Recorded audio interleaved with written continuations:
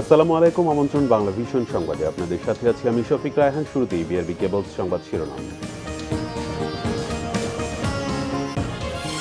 দেশে করোনায় মৃত্যু 2.5 মাসের মধ্যে সর্বোচ্চ, 7 মাসে সর্বোচ্চ শনাক্ত। বেড়ে গেছে স্বাস্থ্য সুরক্ষা সামগ্রীর দাম।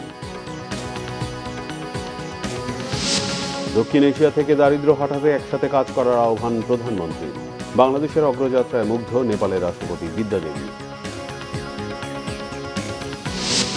হজের কোটা এখনো চূড়ান্ত হয়নি, চলছে নিবন্ধিত 61,000 জনকে করোনা টিকা দেওয়ার প্রস্তুতি, জানালেন ধর্ম প্রতিমন্ত্রী। দেশে ফিরেছেন সাকিব, বোর্ডকে দেওয়া ছুটির চিঠি ফাঁস। শ্রীলঙ্কায় টেস্ট খেলার বিষয়ে স্পষ্ট কিছু নেই।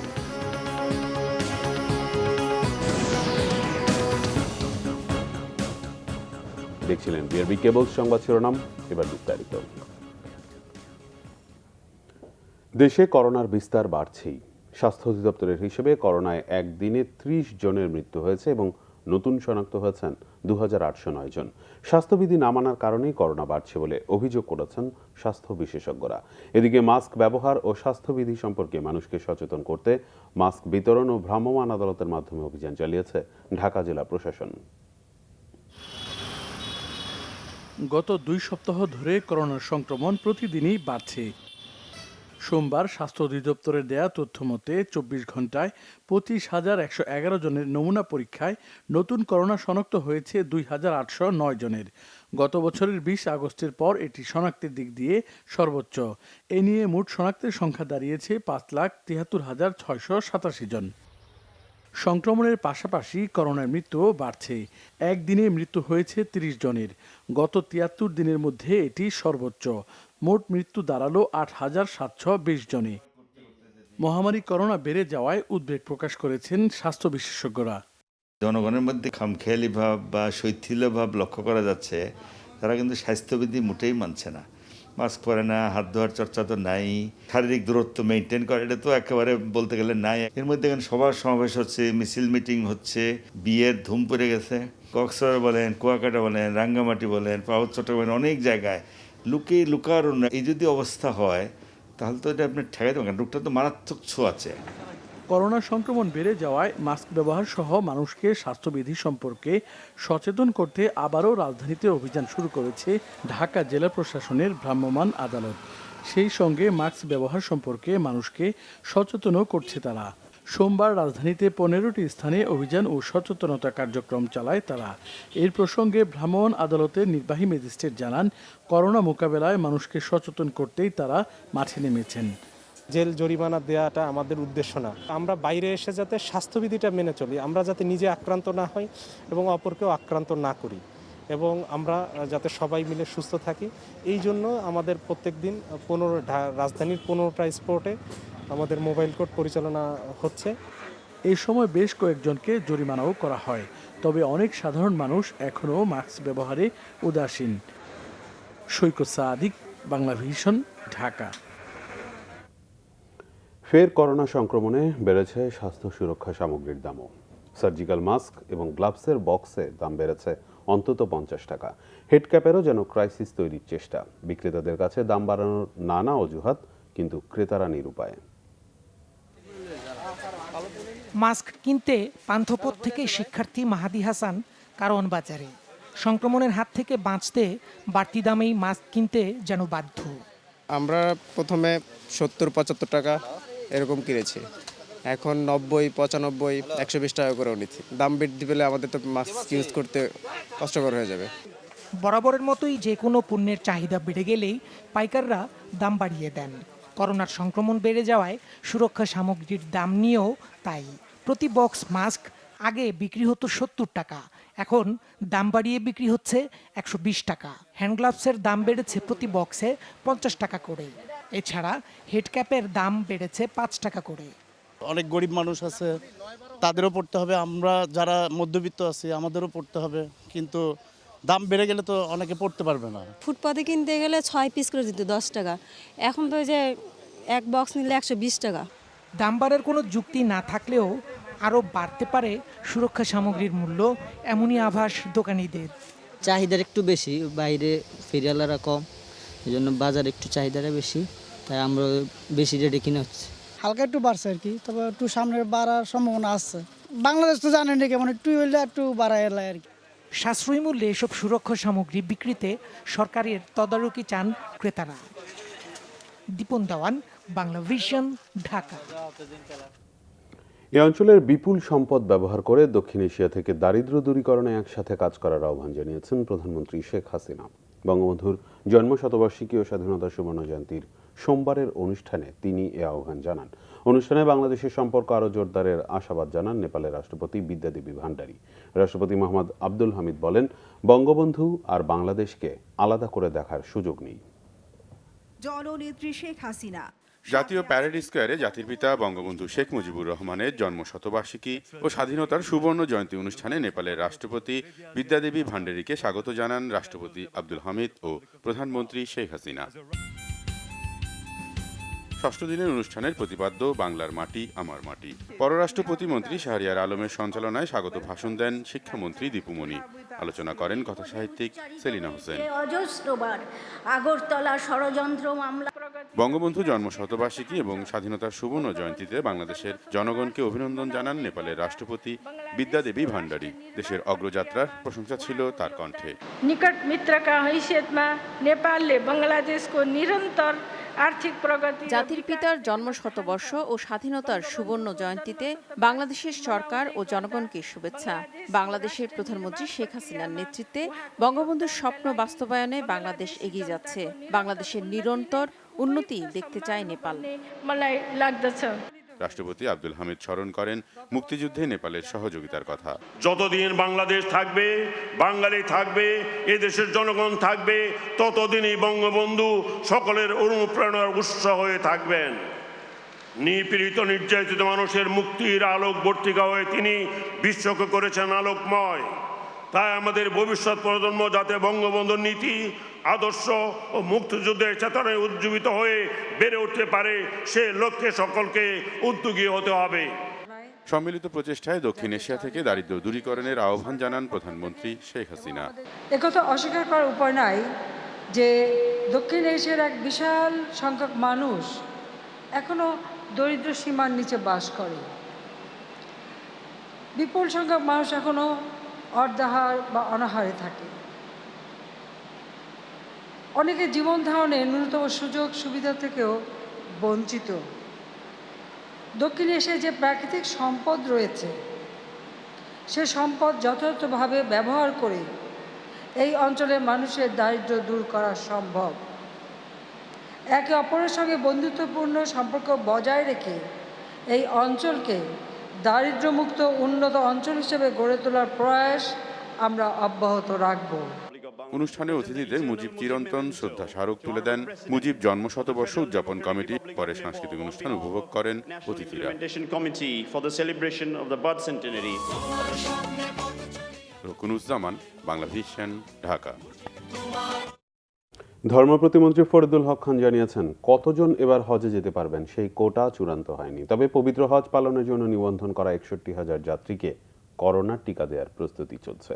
সোমবার সাংবাদিকদের এ তথ্য জানান ধর্ম প্রতিমন্ত্রী। তিনি জানান, পবিত্র হজ পালনে এবছর যারা নাম নিবন্ধন করেছেন তাদের ৩৮,৪০৩ জনের বয়স ১৮ থেকে ৬০ বছরের মধ্যে, আর ষাটোর্ধ্ব হজযাত্রী ২২,৩০৩ জন। এসব যাত্রীর মধ্যে প্রায় ৩,০০০ জন যাবেন সরকারি ব্যবস্থাপনায়, আর বাকি ৫৮,০০০-এর বেশি হজ যাত্রী যাবেন বেসরকারি ব্যবস্থাপনায়। করোনা মহামারীর কারণে এবার ঠিক কতজন বা কত বছর বয়স পর্যন্ত যাত্রী হজ পালনের সুযোগ পাবেন সে বিষয়ে সৌদি সরকার এখনো কিছু জানায়নি।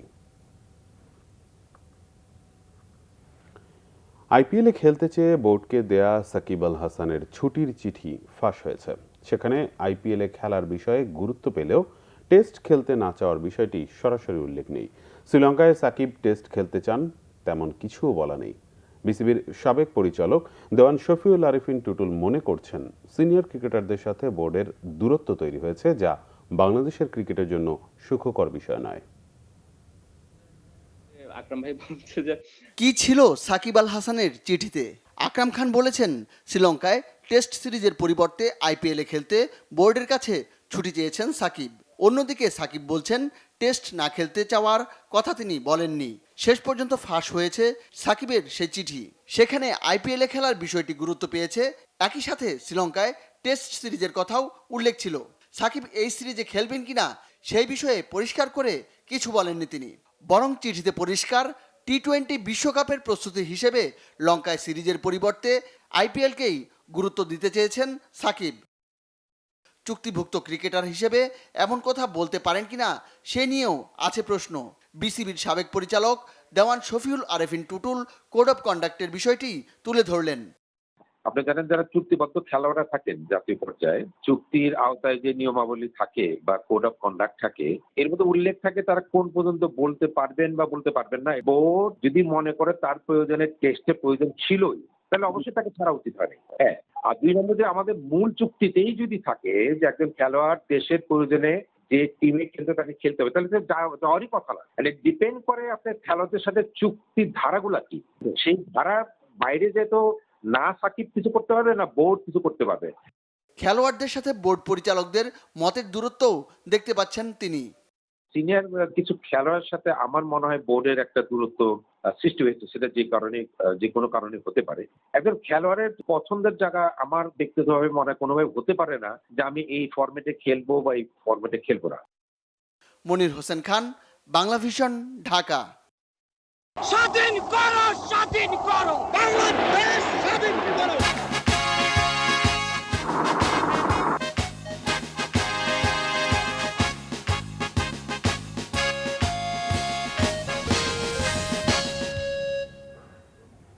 স্বাধীনতার 50 বছরে অপরাধের ধরন পরিবর্তন হয়েছে নানা মাত্রায়।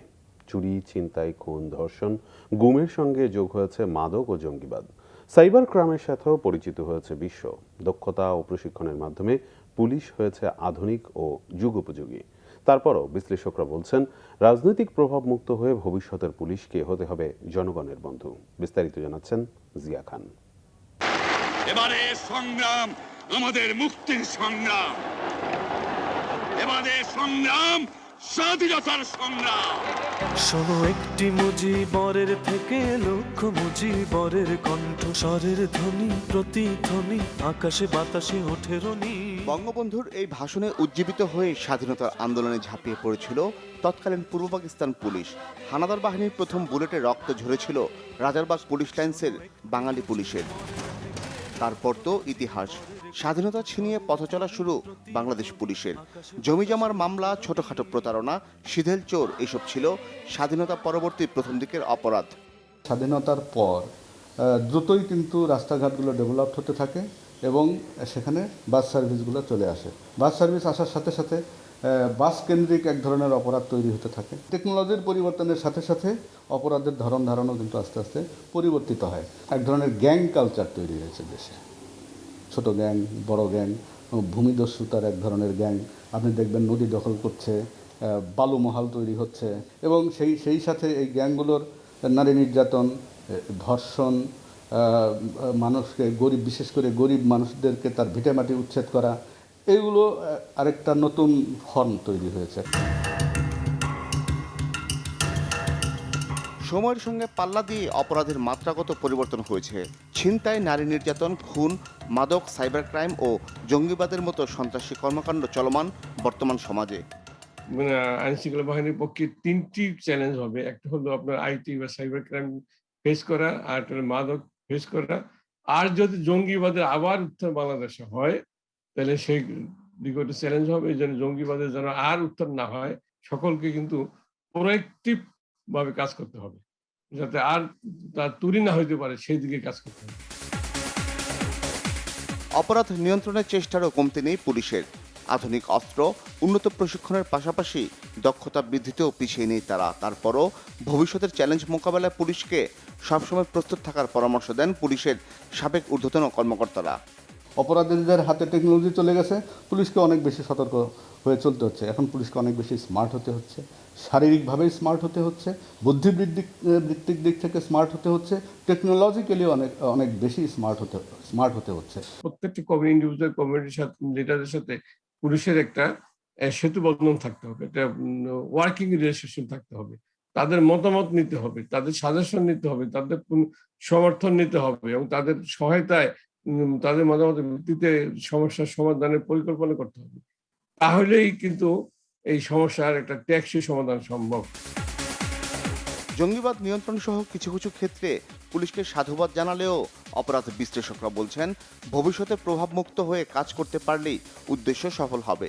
পুলিশি ব্যবস্থাটাই একটা ঔপনিবেশিক ব্যবস্থা এবং পুলিশের ভিতরে পুলিশের একটা বড় সমস্যা যে ওখানে পুলিশের মধ্যে যারা জনগণকে সেবা দিতে চান কিংবা ইতিবাচক কোনো কিছু করতে চান তারা কিন্তু রাজনৈতিকভাবে পুলিশকে ব্যবহার করার কারণে সেটুক দিতেও পারেন না। সুতরাং এইটা আপনি 50 বছরেও আমাদের এইটা অর্জন আমরা করতে পারি। পুলিশের যে প্রশিক্ষণ দিয়ে তাদের ভিতরে সেই আপনার মনোবৃত্তিটা তৈরি করতে হবে যাতে তারা মনে করে যে তারা জনগণের সেবক। পেশাদারিত্বের পাশাপাশি সেবার মনোভাব নিয়ে পুলিশকে কাজ করার পরামর্শ দেন অপরাধ বিশ্লেষকরা। অপরাধ নিয়ন্ত্রণে নতুন নতুন চ্যালেঞ্জ মোকাবেলার পাশাপাশি দক্ষতাও বৃদ্ধি পেয়েছে বাংলাদেশ পুলিশের। সেবার মানসিকতা নিয়ে এগিয়ে চলা পুলিশকে সামনের দিনগুলোতে হতে হবে আরও বেশি গণমুখী, আরও বেশি জনবান্ধব, এমনটাই প্রত্যাশা সকলের। জিয়া খান, বাংলা ভিশন, ঢাকা। দেশের রেস্তোরাঁ ও বেকারি পণ্যের 96% নমুনায় শিল্পে উৎপাদিত ক্ষতিকর চর্বি ডালডার উচ্চ মাত্রার ব্যবহার হচ্ছে। অতিরিক্ত ট্রান্স ফ্যাটি অ্যাসিড সমৃদ্ধ এসব খাবার ডেকে আনছে হৃদরোগ, স্ট্রোকের মতো অসংক্রামক রোগ। ট্রান্স ফ্যাটি অ্যাসিড নিয়ন্ত্রণে নিরাপদ খাদ্য কর্তৃপক্ষ সোমবার এক খসড়া প্রবিধানমালা ওয়েবসাইটে মতামতের জন্য উন্মুক্ত করেছে। সভায় পুষ্টি ও খাদ্য বিজ্ঞান ইনস্টিটিউটের অধ্যাপক ডক্টর নাজমা শাহীন জানান, গবেষণায় 96% খাদ্যে 2%-এর বেশি ট্রান্স ফ্যাটি অ্যাসিডের উপস্থিতি মিলেছে।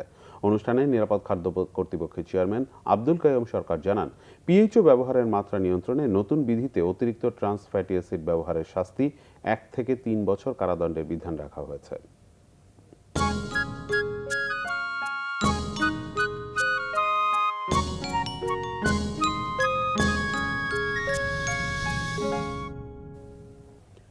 পঞ্চম দিনেও জমেনি বইমেলা।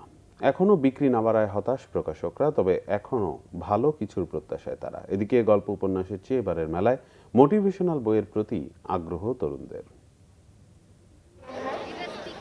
4 দিন পেরিয়ে গেল মেলা প্রাঙ্গণে এখনো নেই চিরচেনা ভিড়।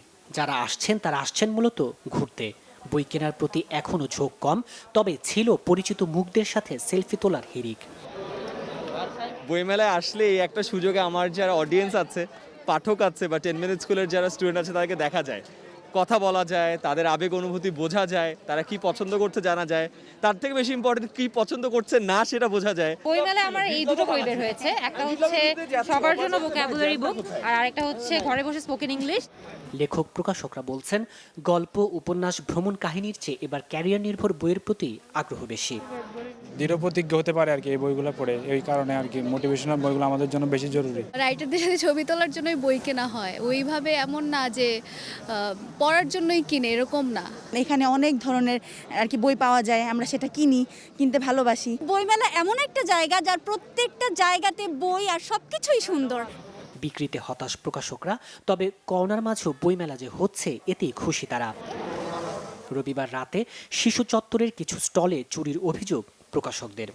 কে আমার ডয়ারের টাকা ছিল, টাকা নিয়ে গেছে, একটা দামি ফ্যান ছিল, তারপরে আরও যেটা দেখি ধরি এটাই নাই। লোকজন গত বছরের তুলনায় খুবই কম। একেবারেই যে মেলা নিরাশ এমন কিছু না, এবং সামনে তো আরো অনেক দিন আছে, আশা করি সামনে অনেক ভালো কিছু হবে। মেলার পঞ্চম দিনে নতুন বই প্রকাশ হয়েছে 139টি। তাইমুর রশিদ, বাংলা ভিশন, ঢাকা। সংবাদ শেষ করব বিআরবি কেবলস শিরোনামগুলো আরেকবার জানিয়ে। দেশে করোনায় মৃত্যু 2.5 মাসের মধ্যে সর্বোচ্চ, 7 মাসে সর্বোচ্চ শনাক্ত। বেড়ে গেছে স্বাস্থ্য সুরক্ষা সামগ্রীর দাম। দক্ষিণ এশিয়া থেকে দারিদ্র্য হটাতে একসাথে কাজ করার আহ্বান প্রধানমন্ত্রী। বাংলাদেশের অগ্রযাত্রায় মুগ্ধ নেপালের রাষ্ট্রপতি বিদ্যাদেবী। হজের কোটা এখনো চূড়ান্ত হয়নি, চলছে নিবন্ধিত 61,000 জনকে করোনার টিকা দেওয়ার প্রস্তুতি, জানালেন ধর্ম প্রতিমন্ত্রী। দেশে ফিরেছেন সাকিব। বোর্ডকে দেওয়া ছুটির চিঠি ফাঁস, শ্রীলঙ্কায় টেস্ট খেলার বিষয়ে স্পষ্ট কিছু নেই।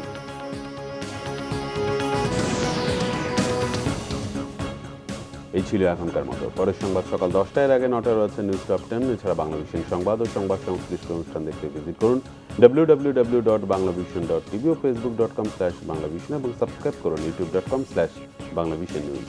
ধন্যবাদ।